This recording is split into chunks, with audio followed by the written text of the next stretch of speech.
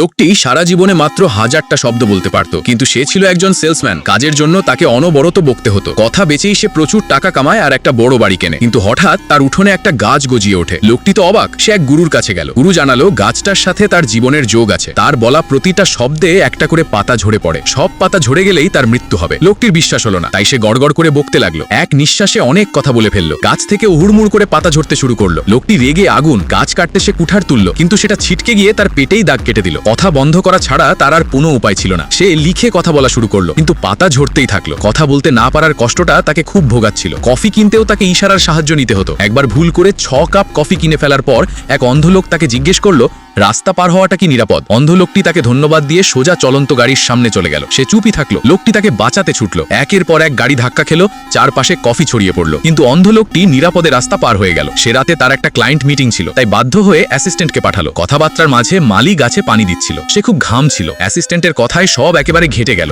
Client রেগে মেগে চলে গেল। তার বস তাকে অন্য একটা মিটিং এ পাঠালো। সেখানে পৌঁছতেই মালি কীটনাশক স্প্রে করছিল। তার এমন মাথা ঘুরছিল যেন সে মদ খেয়েছে। সে তার বসের নাকে বিস্কুটও গুজে দিল। বস তাকে সাথে সাথেই চাকরি থেকে তাড়িয়ে দিল। সে রাতে তার স্ত্রী জিজ্ঞেস করলো সে চুপ কেন। সে ইশারায় বোঝানোর চেষ্টা করলো, কিন্তু তার স্ত্রী তাকে ভুল বুঝলো। সে রেগে বাচ্চাদের নিয়ে চলে গেল। লোকটি একটা গাছের নিচে বসলো। গভীর চিন্তায় ডুবে সে কিছু ভালো কাজ করার সিদ্ধান্ত নিল। সে খাবার কিনে পথচারীদের মাঝে বিলিয়ে দিল। গির্জায় টাকা আর একটা ঘড়ি দান করলো, কিন্তু গাছে কোনো নতুন পাতা গজালো না। সে গাছে আটকে পড়া একটা বেড়ালকে বাঁচানোর চেষ্টা করলো। মইটা পড়ে গেল। সে মারাত্মক আহত হলো। তখনই মালি ফিরে এলো। সে জানালো যে সাহায্য করার কোনো উপায় নেই। লোকটি পুরোপুরি নিয়ন্ত্রণ হারিয়ে ফেললো। সে গাছটার দিকে একটা বোতল ছুড়লো, আর তাতেই সে নিজে জখম হলো। সে গাছটাকে অভিশাপ দিতেই থাকলো। পাতা অনবরত ঝরছিল। মুষলধারে বৃষ্টি নামলো। তার জীবন শেষ হতে চলেছিল। ঠিক তখনই তার ফোন বেজে উঠল।